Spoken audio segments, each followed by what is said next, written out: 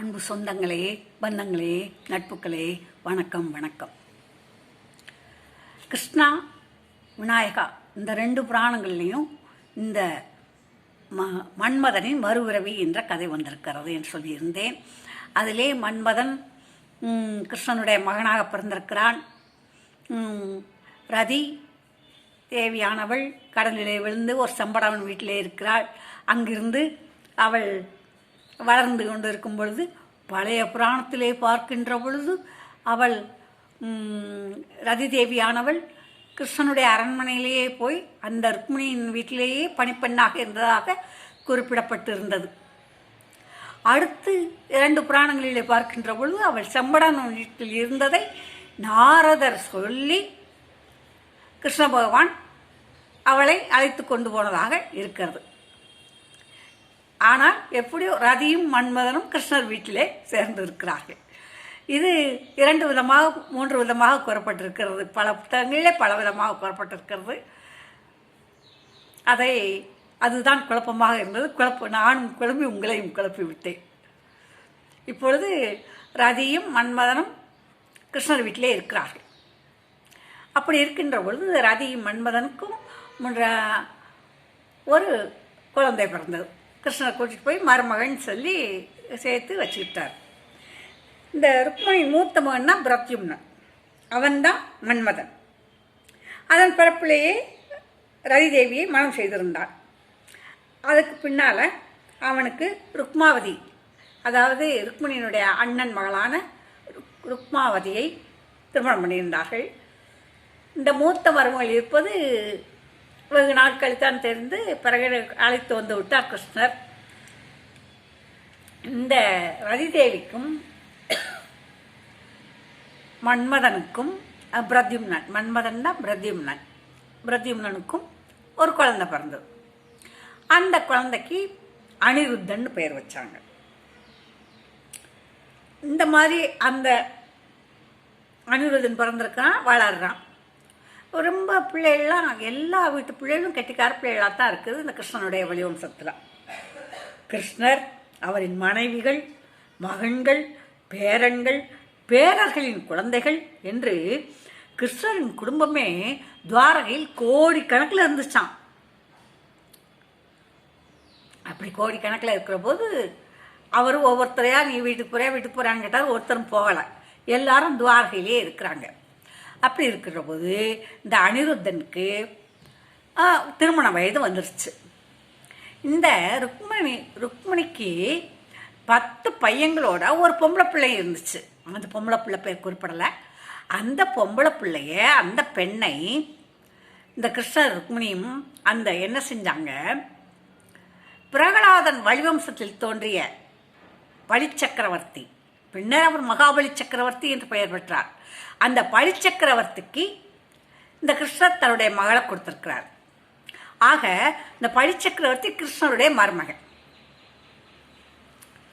அந்த கிருஷ்ணருடைய மருமகன் கிருஷ்ணருடைய மகளை கொடுத்துருக்கு. யார்? ருக்மிணியுடைய மகளை. அவங்களுக்கு பாணாசுரன் அவர் இந்த பிரகலாதன் நாராயணான்னு சொல்லி இருக்கும்போது, அந்த விஷ்ணுனுடைய நாராயணனுடைய பக்தனாக இருக்கும்போது அவர் நரசிம்மாவதாரம் எடுத்து பிரகலாதனுடைய தந்தை அழிச்சார் இல்லையா, அதை நினச்சிக்கிட்டு அவர் ஒரு வரம் கேட்கிறார் நாராயணன்கிட்ட. என்னுடைய வழிவம்சத்துலேயும் என்னுடைய தந்தை இப்படி கொடூரமானவராக இருந்தார், அதனால என்னுடைய வழிவம்சத்துலேயும் அசுரர்கள் பிறக்கலாம், என்னுடைய வழிவம்சத்துலேயும் யாரேனும் அசுரர்களாக இருக்கலாம். அப்படியே இருந்தாலும் கூட நீ அசுரர்களை அழிக்க பிறவி எடுத்திருக்கிற. அப்படி எடுத்திருக்கிறதுனால என்னுடைய வழிவம்சத்தில் யாராவது அசுரர் வந்தால் அவங்கள நீ அழிக்கக்கூடாது, அவங்கள நீ திருத்தணும் அப்படின்னு சொல்லி கேட்டுக்கிறார். அவங்கள நீ கொல்லக்கூடாது, நீ அவங்கள திருத்தி நல்வாழ்வு கொடுக்கணும்னு சொல்லி கேட்டுக்கிறார். இது கிருஷ்ணருக்கு மனசில் இருக்கு. அந்த மகாபலி சக்கரவர்த்தியுடைய மகன் மகாபலி சக்கரவர்த்திக்கு பொண்ணு கொடுத்துருக்காரு. அவருக்கு ஒரு மகன் பணக்கிறான், பாணாசுரன் பேர். அவன் அசுரனாக இருக்கிறான். அவன் கிருஷ்ணரை வணங்கலை. அவன் யாரை வணங்குறான்? சிவபெருமானை வணங்குறான். சிவபக்தனாயிடுறான். சிவனை நோக்கி தவம் இருந்து தவம் செய்து செய்து செய்து 1000 கைகளை பெற்று விடுகிறான். 1000 கைகளை பெற்று அந்த 1000 கைகளினாலும் சிவபுரானுக்கு அவர் தாண்டவம் ஆடும்போது, நடனம் ஆடும்போது இந்த 1000 கைகளினாலும் மத்தளம் கொட்டுறான். சிவபெருமானுக்கு ரொம்ப சந்தோஷமாக போயிடுது. அவர் மேலே ரொம்ப பிரியம் வச்சிடுறாரு. ஆக சிவபெருமானும் இந்த பானாசுரனும் ஒரு நெருங்கிய நண்பர்கள் மாதிரி ஆயிடுறாங்க. அப்படி ஆகும்போது இந்த பானாசுரன் என்ன செய்கிறாரு, பானாசுரன் யாரு? கிருஷ்ணனுடைய மகளை கல்யாணம் பண்ணியிருக்காரு. இந்த பானாசுரன் என்ன செய்கிறாரு, சிவபெருமான்கிட்ட, அப்பா எனக்கு இவ்வளவு கரங்களை கொடுத்துருக்குற, நான் யுத்தம் செய்யணும்னு நினைக்கிறேன். அப்பெல்லாம் யுத்தம் செய்கிறது ஒரு பெரிய பழக்கமாக இருந்தது, வீரத்தை காட்டுறதுக்கு ஒரு பழக்கமாக இருந்தது. நான் யுத்தம் செய்து நான் பழத்தை காட்டணும்னு நினைக்கிறேன். எனக்கு தகுந்த ஒரு வீரன் கிடைக்கல, நீ தான் அந்த வீரன் நினைக்கிறேன். யாரை? சிவபெருமானை பற்றி கேட்குறாரு. நீ தான் அந்த அத்தகைய வீரன் நினைக்கிறேன், எனக்கு பலமானவன், எனக்கு சமமானவன் நினைக்கிறேன். அதனால் நீ என்னோட சண்டைக்கு வரையா, சண்டை ஓடுவோமா, போர் புரிவோமான்னு கேட்குறாரு. கேட்ட உடனே சிவபெருமானுக்கு டக்குன்னு மனசில் படுது, ஆஹா இவனுக்கு மமதை ஏறி போச்சு, இவனுடைய தலைக்கணத்தை அழிக்கணுமே சொல்லிட்டு நினச்சிக்கிட்டு, எப்பா நான் உன்னைய அழிக்கணும்னு நினைக்கல, நீ என்னுடைய பக்தனாயிடுற, உனக்கு சமமான வீரன் கிருஷ்ணன் தான். உனக்கு ஒரு சமயம் கிடைக்கும், அந்த சமயம் கிடைக்கும்போது நீ கிருஷ்ணனோட சண்டைக்கு போவ. அப்போ உன்னுடைய கரங்கள் எல்லாம், உன்னுடைய மமதை ஒடுக்கப்படும், உன் கரங்கள் எல்லாம் அழிக்கப்படும் சொல்லிடுறார். சொன்ன உடனே சரின்னு சொல்லிட்டு இவர் போய் தன்னுடைய ஆட்சி, மகாபலி சக்கரவர்த்தி ஆண்ட அதே நாட்டை அவர் ஆட்சி புரிஞ்சுக்கிட்டு இருக்கிறார். அவருக்கு ஒரு பொம்பளை பிள்ளை பிறக்குது, உஷான்னு பேர் வைக்கிறார். பானாசுரனுக்கு ஒரு பொண்ணு பிறக்குது, உஷான்னு பேர் வைக்கிறார். ரொம்ப அழகாக இருக்கா. அந்த அழகான பொண்ணை வெளியில் விடக்கூடாதுன்னு தனி மாளிகை கட்டி அவளோட தோழிகளை நிறைய சேர்த்து தோழிகளும் அவளுமா தனியாக இருக்க வச்சிடுறாங்க. அப்படி இருக்க வச்சிருக்கையில் அவளுக்கு திருமண வயது வந்துடுது. திருமண வயது வந்த உடனே இவ என்ன செய்கிறா, நம்ம அம்மா வழி கிருஷ்ணர் வழி தான், பாட்டி வழி, அந்த வழியில் தான் கல்யாணம் பண்ணணும்னு தன் தோழிகள்கிட்ட சொல்கிறான். சொன்ன உடனே தோழி சித்திரலேகான்னு ஒருத்தி இருக்கான். அவள் எப்படின்னு சொன்னால், இந்த மந்திரம், அவன் ஜபம் இருந்து ஒரு மந்திரம் படிச்சிருக்கிறான். எங்கே பறந்து போகக்கூடிய ஒரு தந்திரம் படிச்சிருக்கிறான். பறந்து போய் எதையும் எடுத்துகிட்டு வரவோ தூக்கிட்டு வரவோ எந்த விதமான வேலைகளையும் செய்கிறதுக்கு அவளால் முடியும்.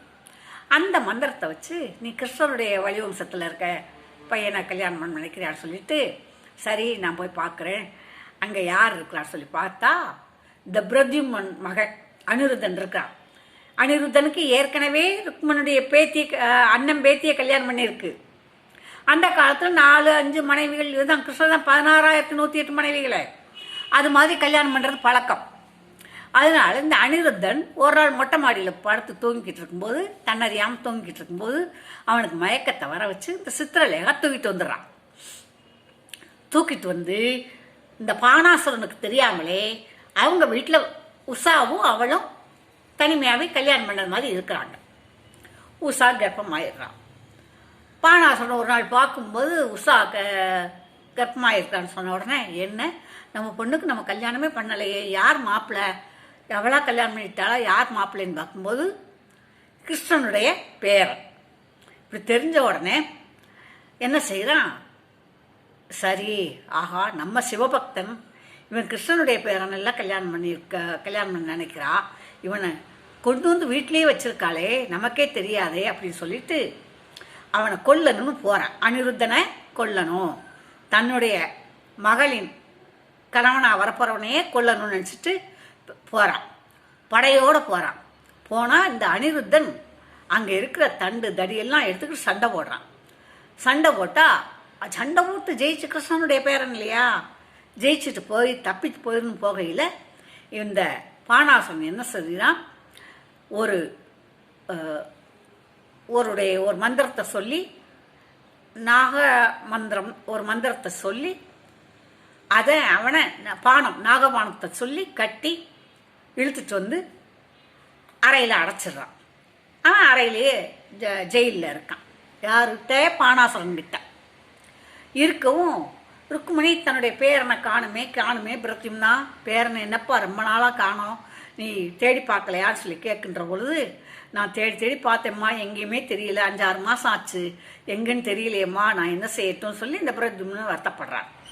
வருத்தப்படும் போது இந்த ருக்மிணி சொல்கிறா, எப்பா நீ ரொம்ப நாள் கழித்து யுத்தத்தில் நீ வராமல் போகும்போது நான் விநாயகரை சதுர்த்தி விரதம் இருந்து உடனே சதுர்த்தி விரதம் இருக்கையில் அந்த சதுர்த்தி விரதத்தில் 6வது விரதம் இருக்கு முன்னால் நீ வந்துட்ட, அது மாதிரி நீ விநாயகரை நினச்சி விரதம் இரு, உன் பையனை கண்டுபிடிச்சிருவேன்னு சொல்லிடுறான்.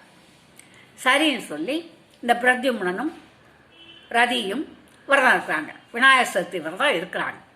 ஒவ்வொரு சதுர்த்தியாக கடந்து போன உடனே 6வது சதுர்த்தி வரும்போது இங்கே ஒரு 6வது சதுர்த்தி அன்னைக்கு ஒரு நாள் வந்து நாரதர் வந்து கிருஷ்ணர்கிட்ட சொல்லிடுறாரு, உன்னுடைய பேரன் அனிருத்தன் இப்படி பானாசுரனுடைய அரண்மனையில் அடைச்சி வைக்கப்பட்டிருக்கிறாரு அப்படின்னு சொன்னோம்.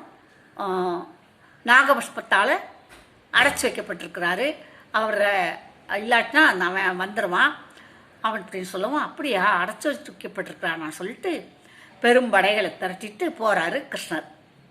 போய் சண்டை நடக்குது. பானாசுரனுக்கும் கிருஷ்ணனுக்கும் சண்டை நடக்குது.